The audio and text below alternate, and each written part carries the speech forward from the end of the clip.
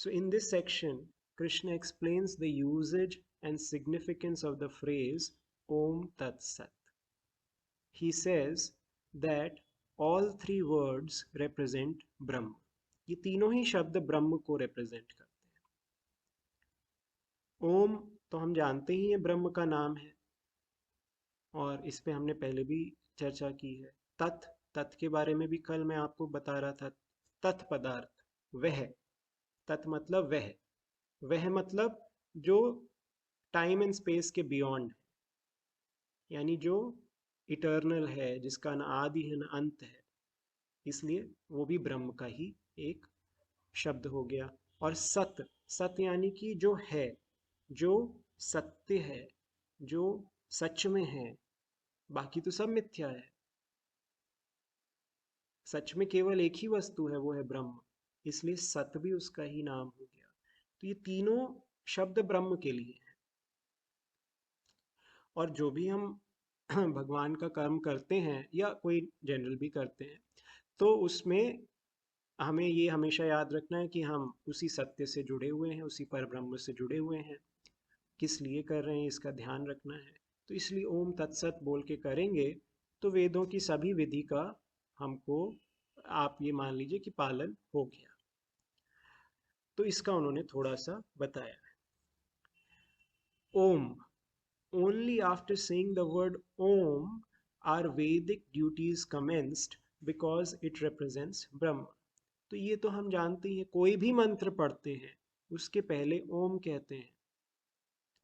ओम लिखा नहीं होता है मंत्र में, लेकिन ओम बोल के ही मंत्र को पढ़ा जाता है, क्योंकि ओम उस ब्रह्म का प्रतीक है, उस ब्रह्म का वाचक भी है. ओके.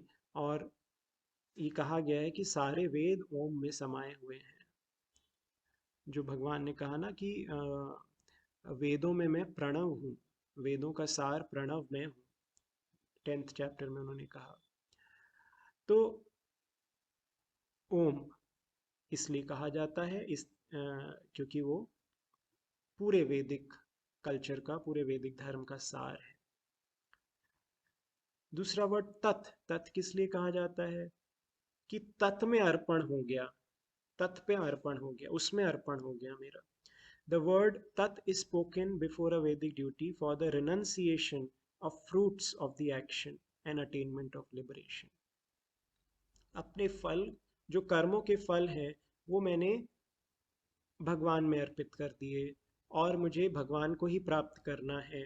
तो इसलिए तत्, तत् का ये सिग्निफिकेंस है. और सत, सत का सिग्निफिकेंस क्या है?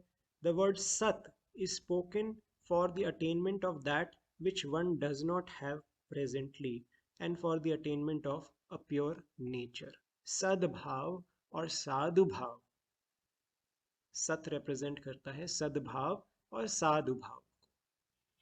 तो एक तो जो अभी हमारे पास नहीं है, जैसे अगर हम कोई वैदिक कर्म कर रहे हैं, कुछ पाने के लिए कर रहे हैं अगर मान लीजिए, तो वो अभी हमारे पास नहीं है, वो नॉन एग्जिस्टेंट है इस समय, असत है. वो सत हो जाए, हमारे पास आ जाए, इसलिए सत. और अगर हम अपने अंदर सदाचार लाना चाहते हैं तो इसलिए भी सत. दोनों के लिए सत, मटीरियल एंड स्पिरिचुअल दोनों के लिए. एंड सत के लिए और भी उन्होंने कहा, एक और श्लोक, सत ऑल्सो इंडिकेट्स कमिटमेंट टू वैदिक duties and it also indicates that for whom Vedic duties are done.